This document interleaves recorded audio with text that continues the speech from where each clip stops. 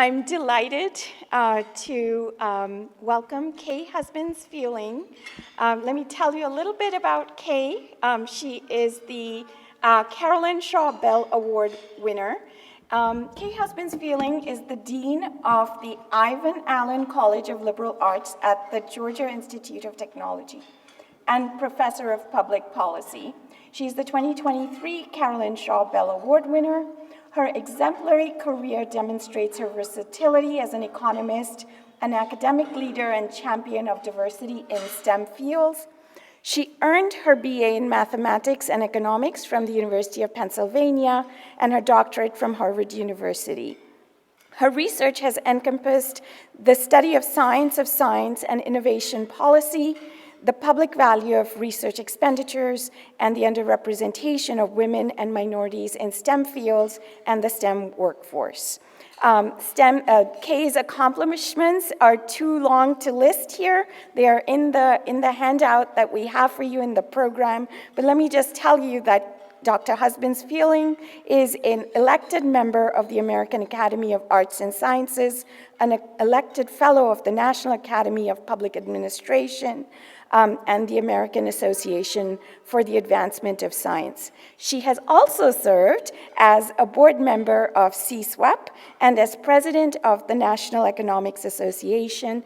In addition to these institutional roles, she has personally mentored numerous economists, and the letters that we received in support of this award, Kaye, contain many examples of your generosity with your time and wise advice. So thank you so much for everything you have done, and I think your multifaceted career is one of dedication and excellence, showcasing your unwavering commitment to advancing the fields of economics and science while advocating for greater inclusivity. So rather than me tell you about Kaye, we've put together a video. So let's cue the video and let's see what Kaye's colleagues, mentors, mentees, and supporters have shared a few words about Kaye.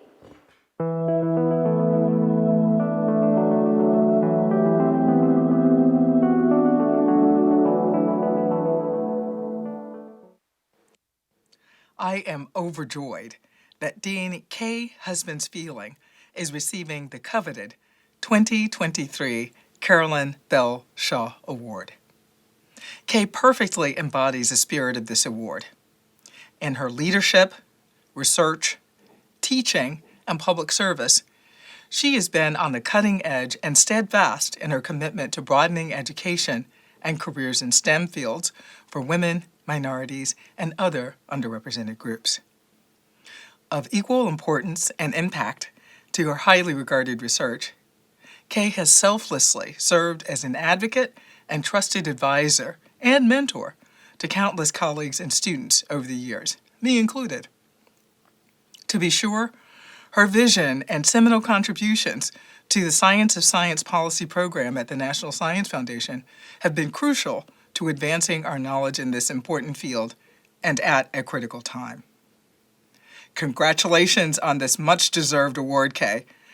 Thank you for all you have done, continue to do, and will do in economics, STEM, and beyond. Hello, I'm Angel Cabrera, president of Georgia Tech, and it is a great pleasure and an honor to congratulate my dear colleague, Dr. Kaye Husbands Feeling, on receiving this important award and very fitting recognition for someone who has done so much, not just in her own career, but to advance the careers of others. So I believe is the spirit of this award. Dean Kaye, as she's affectionately known by colleagues and students and all of us here at Georgia Tech, she's been just a symbol of the profession, a role model for many, and she will go out of her way to empower people who traditionally have not been maybe present as they should have been in the economics profession, to not just show up and be at the table, but lead. We're incredibly proud of her, incredibly grateful for her leadership at Georgia Tech. Congratulations, Dean Kaye. It is with great pleasure that I extend my warmest congratulations to Dr. Kaye Husbands Feeling on receiving the prestigious Carolyn Shaw Bell Award. As the chair of the economics department at Spelman College, I have witnessed her exceptional mentorship firsthand. Our journey began in 2017 during a transformative training NSF workshop she led, and our mentor-mentee relationship developed after that event. And at one point, we would meet once a month in a coffee shop. A prime example of her mentorship is when our department received a grant from the Alfred P. Sloan Foundation to increase the number of African-American women in the economics professorate. And Dr. Husbands Feeling offers suggestions for programmatic activities that would garner maximum impact and influence. In celebrating Dr. Husbands Feeling's achievements today, I also acknowledge the broader impact she has had on our collective commitment to diversity, equity, and inclusion within the economics profession. Congratulations again. It's my great pleasure to congratulate Kaye Husbands Feeling on winning the Carolyn Shaw Bell Award. Kaye has blazed a trail at the National Science Foundation and in her many leadership roles in promoting women in the profession. In particular, Kaye is the founding program officer at the Science of Innovation Policy and the creator of the Science of Broadening Participation. Both of these initiatives have furthered women in economics and women in science careers. I think of Kaye as an ambassador from economics to the wider science policy community. I also count Kaye as one of my closest friends and my trusted mentor.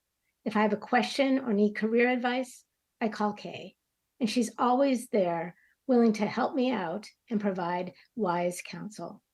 Once again, Kaye, I'm so happy for you in winning this well-deserved recognition. Congratulations. Kaye, congratulations on winning the Carolyn Shaw Bell Award. You're such an amazing mentor. You made my time at Georgia Tech an incredibly valuable experience. You were always willing to connect me with people. You were always willing to give me the right words of advice, and you have kept in contact ever since. And I probably wouldn't have gone down the route of PhD if it wasn't because of your mentorship and your support. You uplift other women. You're such a leader, and I cannot wait to see what you're going to do in the future. Congratulations.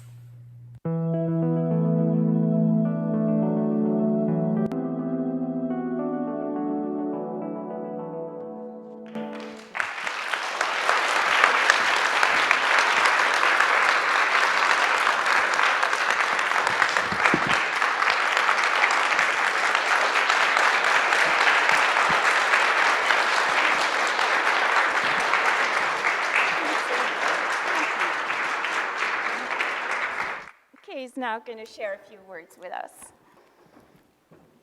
So this is a very, very special time. And I was completely blown away when I received the phone call initially from Anusha. And then I received the letter indicating that I am the 2023 recipient of the Carolyn Shaw Bell Award, the Bell Award as many refer to it. I have some comments to make, and I hope to stay within my time because I feel that I have so much to say. My talk was originally titled Gratitude because I am grateful. I am grateful to be able to stand here and to hear from Lisa and President Cabrera from Angel and Marionette, Donna, Laura, and Laura is now in the PhD program and she reached out and we do still talk. And those coffees are for anybody, just let me know when you want to do those. And my husband is incredible at hosting and just making sure that we're served. Bert Feeling is sitting with me today. Caitlin Feeling is one of those students that did econ as one of her 3 majors as an undergrad, and now it's kind of trailed off to international security, so we have to get her back. We have to do our job to get her back into the fold. But I'm just really grateful for all of those who've come before, and grateful for the names that I saw on the list of former recipients. Rivlin, Ferber, Bartlett, Golden, Fermani, and Barbara and I had worked on a couple of things together. Bailey, Oster, Eckel, whom I know well. McCullough, Janet Curry is here. You've already heard from CeCe Rouse, Rachel Croson, Panday, and Nancy Rose, and many more. And I am just so grateful to be named among these incredible women as a recipient of this award. Now, I will go forward and talk about the 4 areas: leadership, scholarship, policy, contributions, and mentorship challenge. But if you go to the next slide, you'll see where I want to start. I want to start with family. And I'm so glad you have your family here with you, and I have my husband here, because that's what the foundation is. Everyone sitting in this room, you all have someone, either a parent or a grandparent or maybe generations back, where you could say you have a home, grandma's house, let's call it, where that was the foundation of what crafted your intellectual capacity, your interests, your spark, the passion that you have, that then you go through and we are working hard at things. And sometimes it's hard, right? Sometimes you get that rejection, or your model doesn't converge. My model, when I was doing my dissertation, took 3 hours to converge, and most of the time it failed until it finally got there, right? And so, but there's this thing that we kind of rely on oftentimes. It's just innate, that's in us. And we have to go back to family, and we have to go back to our roots. And one of the things that this grandmother, the one in the hat, of course, with her 3 of her 4 daughters and 3 of her 4 granddaughters, lift while you climb. That is where I'm going to end up in this talk as well, but it is so essential when we're talking about mentorship, and even when we're talking about the nitty-gritty research that we're all working on. At the end of the day, we have to remember to lift while you climb. Next slide, please. Now, the other grandmother, that was my mom's mom. My dad's mom, again, the woman in the hat, is standing there. This is Barbados, the east coast of Barbados, tiny island in the Atlantic Ocean. And 3 of the 4 children with her, one is Roberta Eiffel, who has his PhD out of Yale in econ. I'm one of them. I'm the one on her left side, your right side in the front. The one with the arm or hand on my shoulder is Gwen Eiffel. The 3 of them, they came to Barbados. I was born in Barbados. They came to Barbados to visit the cousins. Imagine that this is what generated out of this woman. Her husband died when my dad, the last of 11 kids, my dad was 3 years old when her husband died. So she had to, urge those 11 kids to succeed. And the thing that came out of her was basically, you can do whatever you set your mind to do. How many of you in this room have heard your parents, your grandparents, your cousins, your aunties say that to you? Stand on that. Lift while you climb. You can do what you need to be able to do, and those are the things that I'm grounded in as well. So I said I would talk a little bit about leadership, policy, and mentorship. So I want to go to the next slide and talk very briefly about something that I had to come to my own understanding on, and that is, as a leader, yes, I'm Dean Kaye, as President Cabrera said, in that position, right? In that position.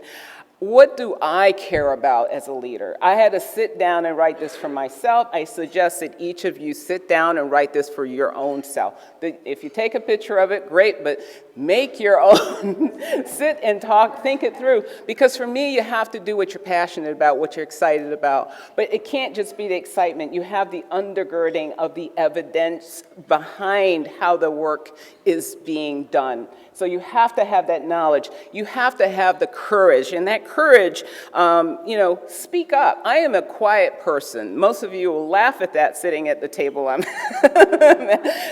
But I'm actually quite quiet. But I had to learn that when you really want to see things change, you have to speak up. That is important. But listen with intention. You have to collaborate as well. And you'll see that in a little bit of my work. Transparency is important. For those of you who are in leadership, you know what I mean by transparency. Not everything can be said, but you have to have the basic communication with everyone that you're talking with so that they know that you have honest communications. And principles are first. Those are the things that you do not pivot on. You have to have that grounding at first. In the next slide, you will see a little bit about what I've done in terms of scholarship. I won't linger here, but you already heard a little bit about what I've been doing. Dissertation on the auto industry, I was told, work on something that you get excited about. Auto industry it was. Anyone that knows me, yeah, you're probably laughing pretty, okay. And then it took me on to, after my third year at Williams as an assistant professor, I got 2 grants to do some work on the auto industry in Mexico.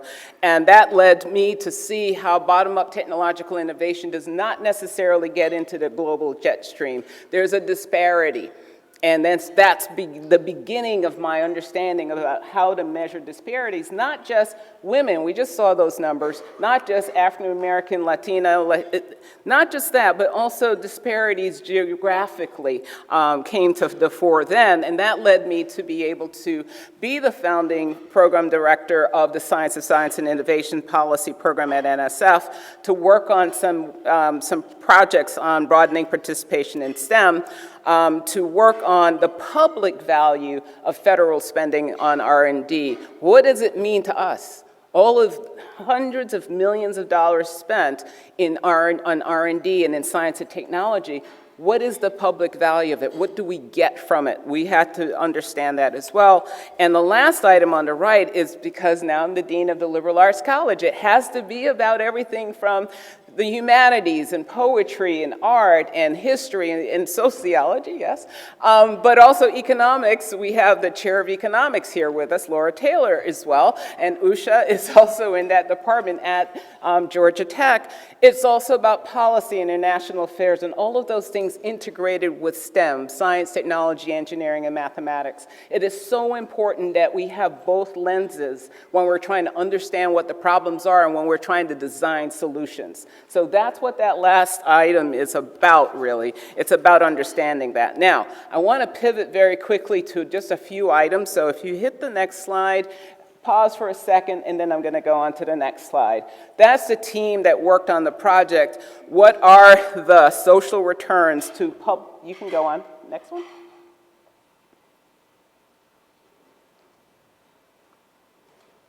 A little pause. Anyway, this is why I believe in paper. Sorry for the environmentalists. I have my notes. Okay, we're back. Okay. What are the social returns to the public and private expenditures on science and tech? And what are the comparable data sources that we need? How does all of this, how do these measures and indicators, how do they affect policy? That's what this project was about. One of the things we realized in doing this project is that we not only needed to look at the usual inputs, outputs, outcomes, impacts, but we also needed to understand what things are typically not gathered. What don't we know that we need to know when we're setting science and technology policy? One item actually was the contribution of women.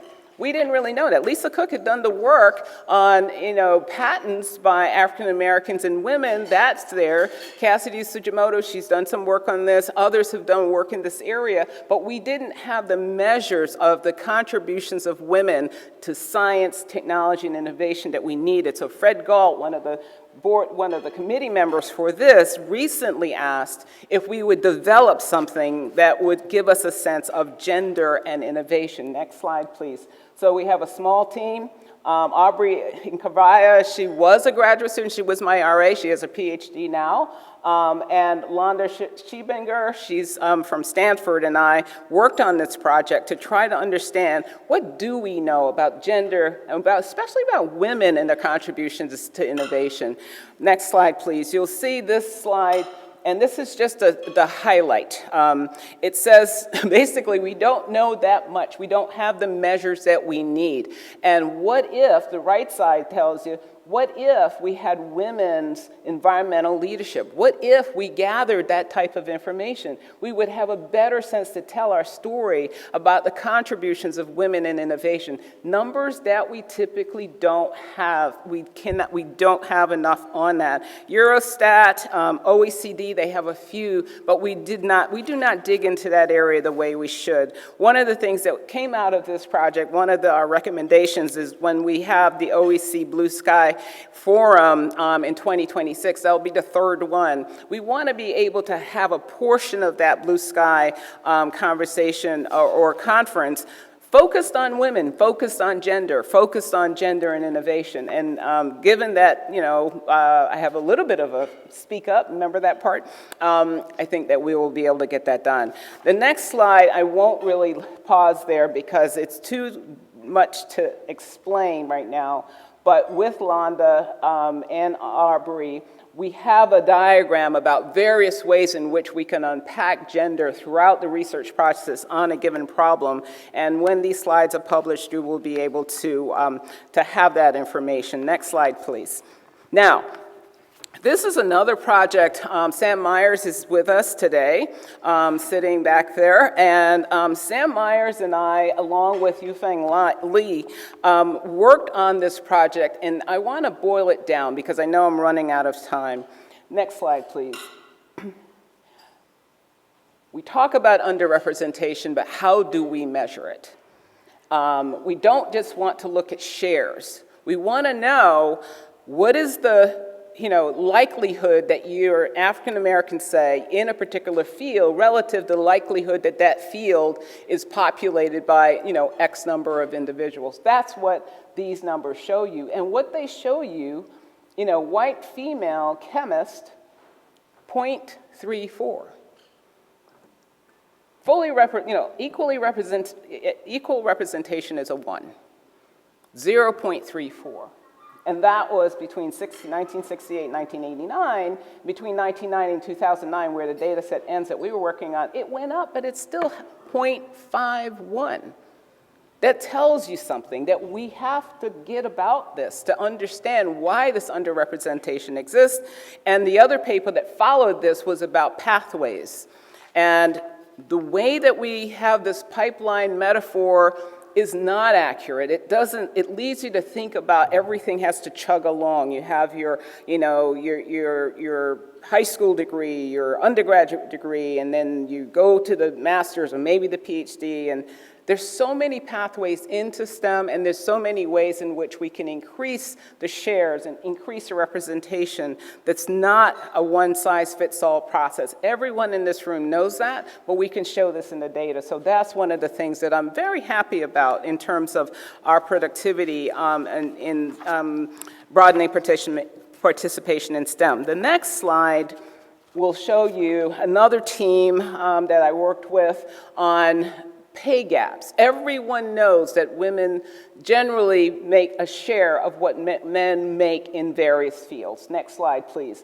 This tells you that even in the US government, in science agencies, where you would think you have a lockstep G-level grade, that's also the case. The 1 is at the top. This is women's pay relative to men, all below 1. Tells you something. Next slide shows that it's not only, we can't just say, well, we're just not as well, educated or something. That's not true. You can't say it's just occupational. Well, if you have mostly women in an occupation, you're going to get paid less. That's true, but it also shows you that it's not uniform. It also depends on the kind of organization you're working in, the climate, the culture of the organization, that matters. So this project was about that aspect of why it is that we see these pay gap differences, and therefore it leads you to an understanding of how you can begin to solve that problem. I'm going to wrap up in a couple of minutes. Please go to the next slide. I already just explained that. This last piece I can't show you the team because The Committee on Equal Opportunities in Science and Engineering, that committee changes over time. Sam Myers was on that committee. Some of you in this room may have been on that committee too. CEOS is comprised of about 16 to 18 individuals. I've been on the committee for a while. I was vice chair. I'm now chair of that committee. Next slide, please. What we're trying to do, next slide, please, is understand. I showed you representation ratios before. This is another way of showing similarly, if you look at the US population, how underrepresented, black men, black women, Hispanic men, et cetera, are relative to the population. Next slide, please. So what we're trying to do in a series of reports that have gone on for a couple of decades now, these are the two most recent reports that I've been involved with. The one on the left says, National Science Foundation, leadership matters when we're trying to broaden participation. We need to not only do something at the foundation itself, but we need to set up our solicitations and our grants to encourage leadership at institutions to broader participation, to increase participation of underrepresented groups. The one on the right side says, and we have to measure the small n. We have to figure out how to do that. And intersectional data are really, there's a paucity of those data, and therefore we need to be able to incentivize projects that will get that done. And so therefore this is one way of getting NSF to fund the kind of work that you all probably are very interested in and have been doing for a long time. We want to see more of that work. Next slide, please. So, as I wrap up, the picture on the right, that's my daughter. This is when you realize when they're little and you say that you want strong women. That's what you get. Someone that decides that they want to just go fly planes and they land and then they tell you, obviously she had an instructor on her first flight, but she has soloed. And they tell mom, not dad, that, hey, look what I did, right? And when I put this here is that it really is important to us to base in family and our structure, to have lifelong learning, to always want to know something new. Education, those principles are critically important, but we also want adventure. We also want to fly, we want to soar, we want to solve big problems, we want to do big bets. And that is so important to me and what I've been doing in my life. I'm in my mid-60s now, and I'm still looking for those adventures. But it's also important for us in this room that we have an impact everywhere. We need to have an impact everywhere. And if each of us can do what Carolyn Shaw Bell did, mentor several people, several women especially, to go into economics, imagine what those numbers that you saw before my talk would look like. Thank you.